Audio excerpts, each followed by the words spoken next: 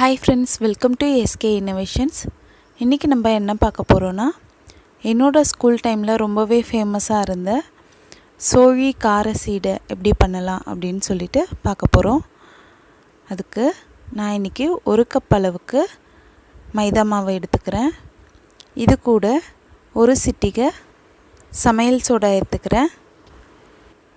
1/2 spoon அளவுக்கு மிளகாத்தூள் எடுத்துக்கிறேன். இதுக்கு தேவையான அளவுக்கு உப்பு சேர்த்துக்கிறேன். இப்போ 1 ஸ்பூன் அளவுக்கு நெய் சேர்த்துக்கிறேன்.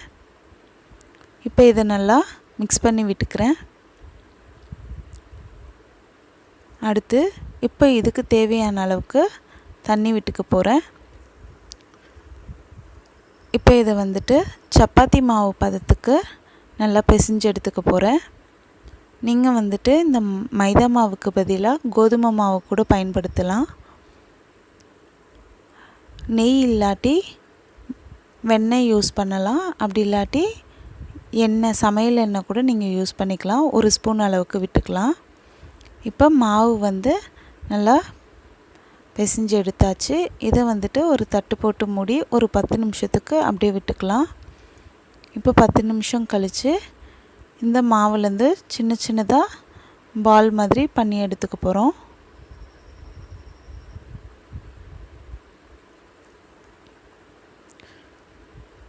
இந்த மாதிரி இந்த மாவு ஃபுல்லாக நம்ம சின்ன சின்னதாக பால் மாதிரி செஞ்சு எடுத்துக்கலாம் ஃபஸ்ட்டு.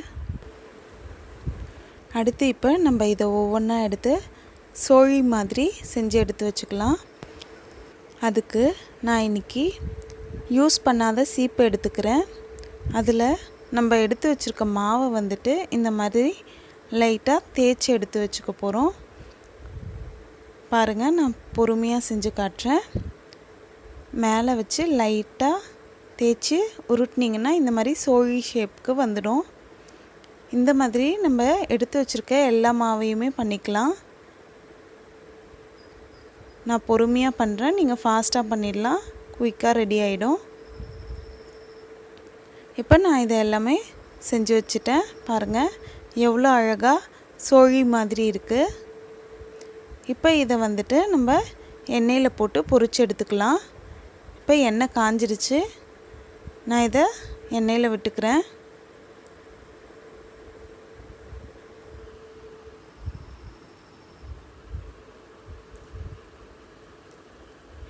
இது எல்லாமே போட்டுட்ட பிறகு மீடியம் ஃப்ளேமில் வச்சுடுங்க.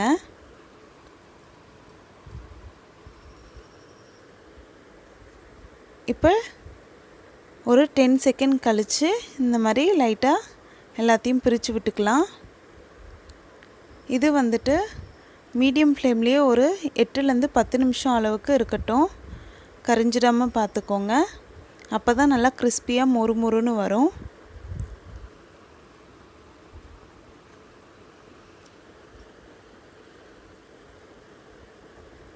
நல்லா பொன்னிறமாக ஆகிற வரைக்கும் அப்படியே இருக்கட்டும்.